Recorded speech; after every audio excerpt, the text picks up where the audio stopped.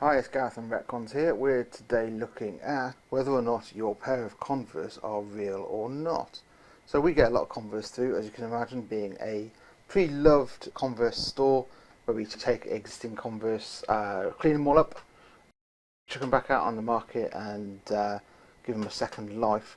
So we received some Converse through the other day, and there was a debate whether or not they were real or not, and so we had a look at them and came to a couple of conclusions.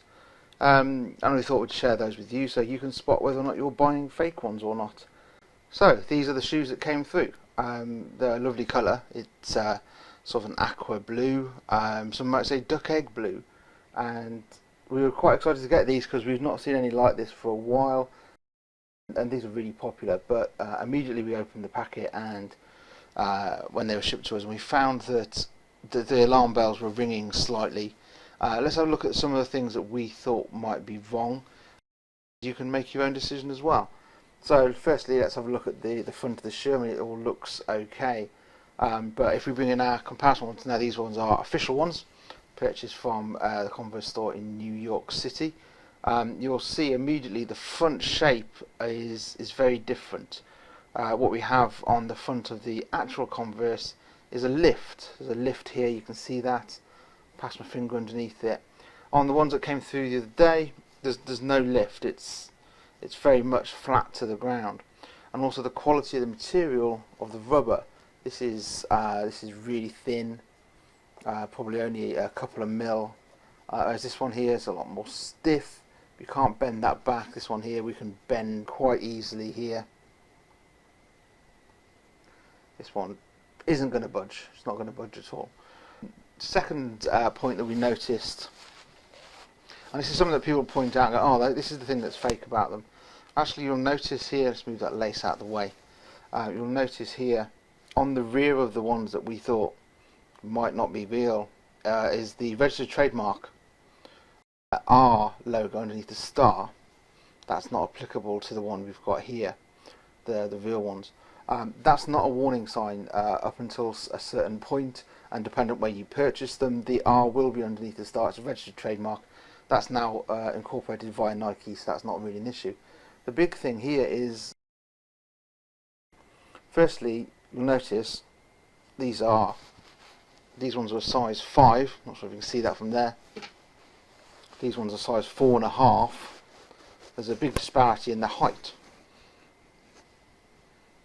So you can take that in there. It's about 1 inch, 2.5 centimeters in size. But also the stitching down the back there, it's very difficult to pick up maybe on this camera. We'll move a little bit closer.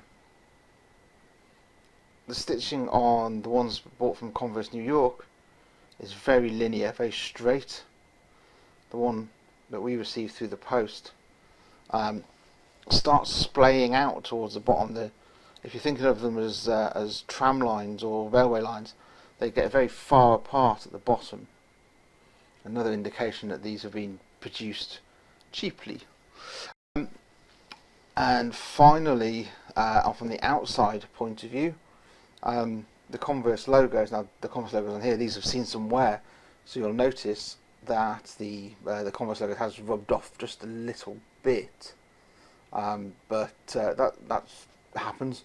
People have bang their feet together. If you're on a board, you can quite easily scrape that. That's not a problem.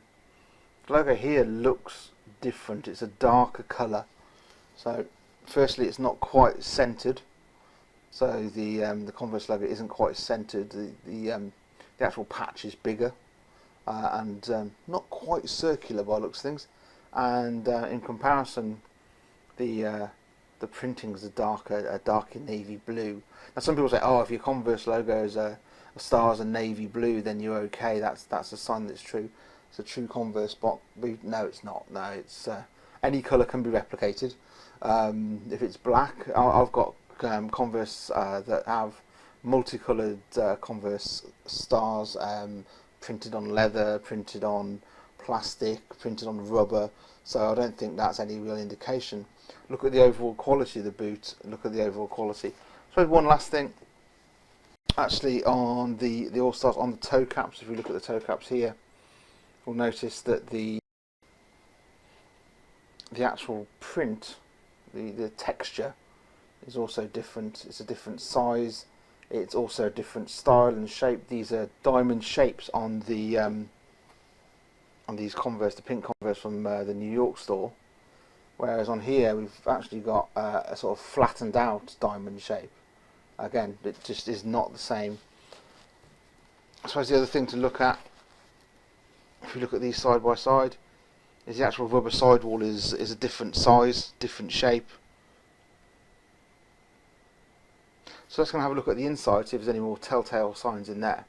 So we've taken the laces out of both the shoes now, and what you'll see is, interestingly, the original Converse, these are official ones, the pink ones if you remember from New York, from the New York store, don't have any print or anything on the actual tongue itself, and these ones, the believed fake ones, still not passing judgment, do. They actually have an embroidered, stuck on, sorry to say, sewn on badge there, which you do get on the main Converse shoes. You do get that on different pairs, and these can also be dependent on whether you get some special editions like the Who ones or the DC ones will have different things printed on here.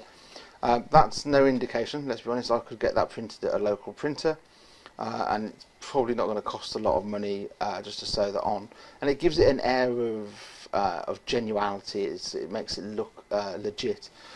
So let's go on to the inside a bit more. So this is the official Converse.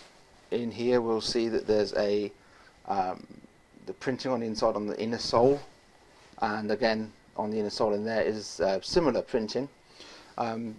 So again, we're assuming that these ones that I bought from the New York store are official Converse. Inside, what we have is an area where the heel sits, the back heel. Inside there, it's rigid. You can see I'm pressing down on it. Now on Converse all over the world, you'll find that the bit back here wears. This little heel bit there wears. We sometimes have to repair that on some of our shoes that we put into our store. Now one thing you will notice is we can't remove the inner sole. So the inner sole itself is stuck in, it's glued in. You can take it out if you really need to wash it. Don't recommend doing that unless you really have to. Now these in our Converse that we've received today, the inner sole just lifts out. It's not thick, it's not rigid in any way like a Converse one would be, and if you now look at the slightly closer, the printing is very poor on the inside there. I mean, it's literally a photocopy of what you'll find on the original one. You can't buy inner soles this cheap at 99p store, dollar stores, pound stores, whatever you are over the world. You wouldn't buy this. It's flimsy. On the inside, we'll also notice that it's just raised up. It's just another inner sole stuck on the inside to raise it up. So you've got two inner soles stuck on top of each other. It's not proper in any way. And also, finally, you'll notice right at the back there that the inner heel is squishy. The inner heel on any Converse should not be squishy. There, I can feel in there what appears to be a very small piece of cardboard, which I guess would have had rigidity right back when it was first purchased. But now, no, it's not a Converse. I can pretty much guarantee that's not a Converse. The stitching on the back there goes all the way down to the bottom of the shoe, whereas on an actual Converse you'll notice you have a heel protector and then the stitching goes up to the top. So if you're looking at Converse and you're trying to work out whether or not the ones you're looking at are fake, the ones that you've got in your thrift store, your charity shop, there's a few things you can look out for. Look at the inner sole, does it come out? Look at the front toe cap, is it squishy? Is it easy to bend? Look at the back, is the heel squishy? Does it actually have rigidity in there? Don't worry too much about the bottom, because it's relatively straightforward to copy the bottom of a shoe. So that's not really a giveaway either. But yeah, look at the rigidity, the front toe cap, look at the rigidity of the heel, look at the shape of the shoe.